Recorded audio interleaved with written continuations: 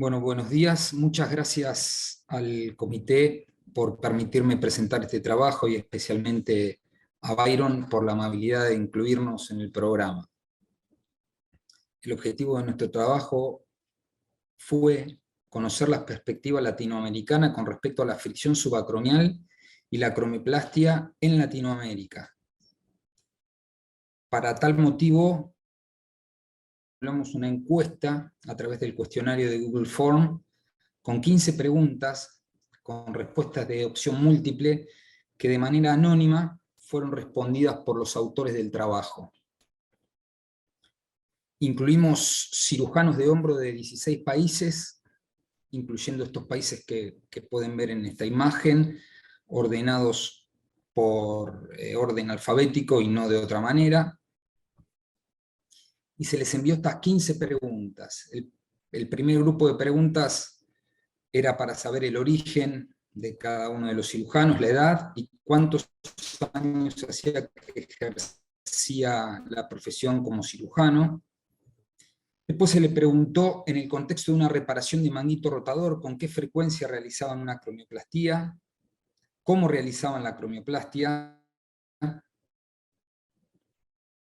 si liberaban un ligamento coracocromial cuando la acromioplastia, cómo determinaban la cantidad de acromion a resecar en el intraoperatorio, cuáles consideraba ventajas de la acromioplastia, si realizaban alguna vez acromioplastia aislada por fricción subacromial, es decir, cuando no hay otra patología, solo fricción subacromial, si realizaban acromioplastia en alguna otra patología de hombro, cuál consideraban una contraindicación relativa de la acromioplastia, con qué frecuencia realizaban una coracoplastia cuando estaba roto el subescapular, y en el contexto de una descompresión subacromial, con qué frecuencia realizaban la resección de la clavícula distal. Por último, se pidió que nombraran cuáles consideraban una desventaja de la acromioplastia y cuál era para los autores la etiopatogenia más aceptada de la ruptura del manguito rotador. Todas esas preguntas se respondieron y se analizaron, y obtuvimos como resultado que el 100% de los encuestados respondió a la encuesta. Obtuvimos 65 cirujanos de hombro de estos 16 países. Como ustedes pueden ver, está la distribución por país, otra vez ordenados por orden alfabético, y la edad promedio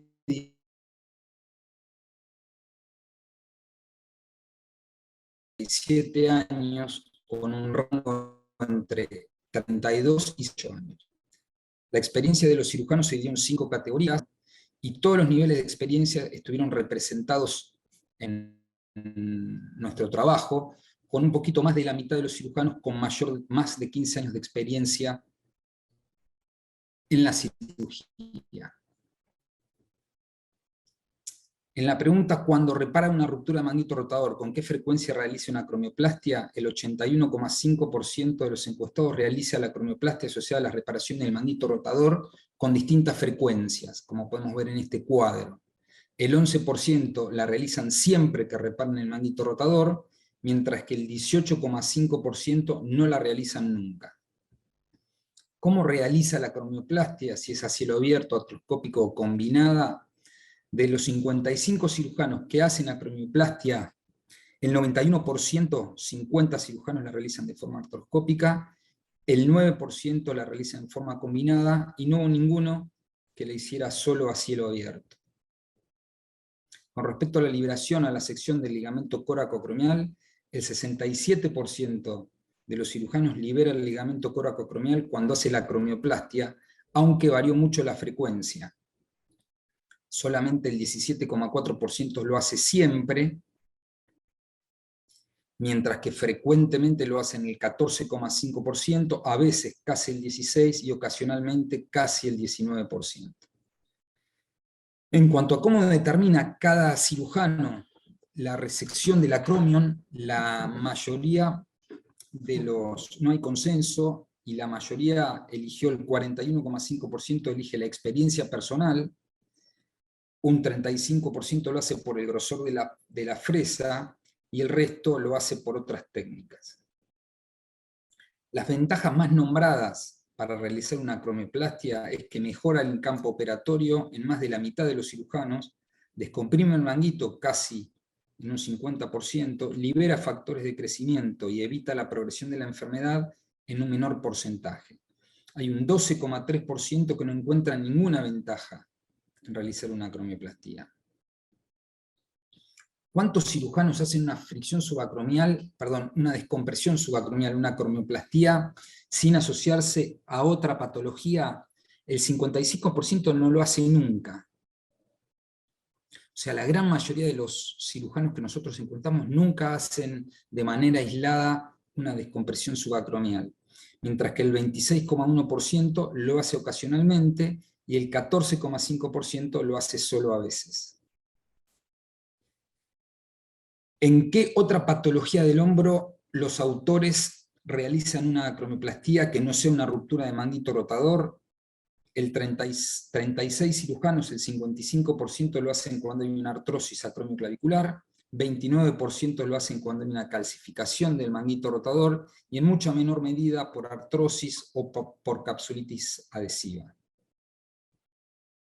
La contraindicación relativa más nombrada por los autores es el os acromial con un 52%, seguido por el acromion tipo 1.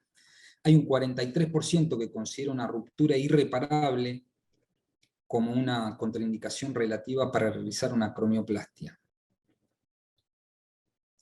¿Con qué frecuencia los autores realizan una coracoplastia asociada a la reparación del subescapular? Más de la mitad nunca realiza una coracoplastia a reparar el subescapular, y el 30% la realiza, pero solo ocasionalmente.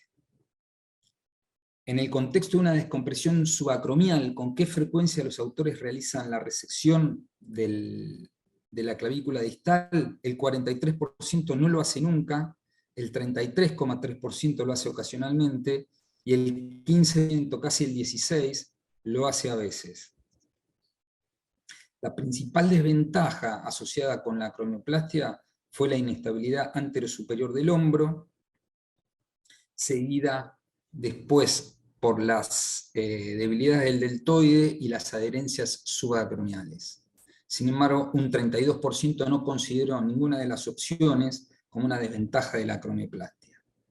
Con respecto a la etiopatogenia, más aceptada por los autores del manguito rotador, el 55% refirió que el manguito rotador se rompe por causas intrínsecas, el 43,5% refirió que es por causas mixtas, es decir, degenerativas del tendón, y extrínsecas, y el 1,5% nombró las causas extrínsecas como única etiología de la ruptura del manguito rotador. Cuando comparamos los resultados entre aquellos que tenían menos de 15 años de experiencia con los que tenían más de 15 años de experiencia, no encontramos diferencias significativas en los grupos. Es decir, que ambos grupos, menos y más de 15 años, no tienen diferencias en cuanto a la elección de las preguntas que les hicimos. En este estudio nosotros no encontramos consenso entre los cirujanos encuestados en la mayoría de los aspectos evaluados en relación a la fricción subacromial y la acromioplastia. No encontramos un consenso. Obviamente que tenemos un sinnúmero de limitaciones. Las principales son que, en primer lugar, si bien hay un amplio número de cirujanos de diferentes países, la elección fue arbitraria. Y en segundo, a pesar de que hubo varios representantes de cada país, no podemos asegurar que la opinión de los encuestados refleje fehacientemente las prácticas de cada país involucrado, y por lo tanto mucho menos de la región. La fricción subacromial y la acromioplastia tiene una larga historia, desde aquellos como Codman, que preconizaban que el acromion no tenía nada que ver y no debía hacerse una acromioplastia en el contexto de una ruptura de manguito rotador, aquellos que realizaban una resección casi completa del acromion. Entre estos dos extremos, sin lugar a duda, el trabajo de Nier del año 1972, sentó las bases de la acromioplastia moderna, podríamos decir, y básicamente lo que proponía el autor es que aumentaba la acromioplastia del espacio subacromial, evita la fricción, descomprime el manguito y previene la progresión de la enfermedad de inflamación a ruptura de manguito. En nuestro estudio, el 55% de los cirujanos refirió que la ruptura del manguito rotador se debe a causas intrínsecas, el 43,5% a causas mixtas, y solo el 1,4% de los encuestados consideraron a la compresión extrínseca aislada como la única responsable de la lesión del manguito rotador. Es decir, que solamente el 1,4% de los encuestados sostiene la teoría de Nier de que el manguito se rompe por causas extrínsecas. El 84% de los cirujanos utiliza la acromioplastia cuando repara el manguito rotador. Es decir, hay una discrepancia entre el porcentaje de cirujanos que hace acromioplastia y los que consideran que existen causas extrínsecas en la etopatogenia, y esto puede deberse en parte porque hay autores que realizan la acromioplastia no solo por el papel protector que puede tener esta sobre el manguito, sino porque mejora el campo operatorio o libera factores de crecimiento, es decir, por otras causas no necesariamente relacionadas con la etiopatogenia de la lesión. El 45% de los cirujanos refirió que hace una descompresión aislada cuando no hay ruptura de manguito rotador por una fricción subacromial. Es decir, que nosotros tenemos que más de la mitad no consideran a la fricción subacromial como una enfermedad aislada. En más de la mitad de los cirujanos, esta entidad no lleva a un paciente al quirófano. La historia de la reparación de manguito sin descompresión subacromial data de hace muchos años, y obviamente empezó con estudios anecdóticos que tenían pocos pacientes y con baja evidencia, y estos trabajos demostraron que la acromioplastia no impresionaba alterar el resultado final ni la tasa de ruptura después de la reparación del manguito rotador, pero como dije, estos eran primeros estudios y anecdóticos. Sin embargo, a medida que fueron pasando los años, empezaron a aparecer trabajos cada vez más importantes, como este trabajo nivel 1, que incluía 4 trabajos randomizados con casi 400 pacientes, donde no encontraban una ventaja real que justificara la acromioplastia. Es más, en este trabajo los autores muestran que la acromioplastia no previene la progresión de la enfermedad, es decir, no previene que un paciente que tiene una fricción haga una ruptura más adelante. Incluso hace poco tiempo, en el año 2018, en el 2019, el arthroscopy se pregunta si la acromioplastia está indicada alguna vez durante la reparación del manguito rotador, poniendo en duda su eficacia. La técnica quirúrgica más utilizada por los cirujanos encuestados en el 91% fue la artroscópica, y la transformó en la técnica por excelencia, por lejos, con el resto de las alternativas. Y si bien existe controversia en cuál es la mejor manera de hacer, y no hay trabajos con evidencias que nos digan cómo hacerla, es decir, cuánto sacar, cómo sacarla, etc., nuestros autores eligieron como la más preponderante la experiencia personal, es decir, que no hay una manera de medir esto, ¿no? Muchos usan el grosor de la fresa o algunas otras técnicas, pero digamos, la mayoría de los autores, el 41,5%, respondió que toman la experiencia personal, y eso es un método impreciso y difícil de cuantificar y reproducir. En cuanto a las contraindicaciones, las elegidas con más frecuencia fueron el oso acromial, el acromion tipo 1 y las rupturas irreparables. Sin embargo, una cosa que llamó la atención fue que casi el 60% de los cirujanos encuestados no consideraban a una ruptura irreparable como una contraindicación para hacer una acromioplastia. Con respecto a la acromio clavicular, casi el 60% de los cirujanos refirió que realiza la resección de la clavícula distal cuando hace una acromioplastia. Sin embargo, la necesidad de hacerla es controvertido en la literatura. En un metaanálisis reciente, Wan y colaboradores no encuentran mejores resultados, ni menor número de reoperaciones de la reparación de manguito rotador cuando se asocia a resección de la clavícula distal.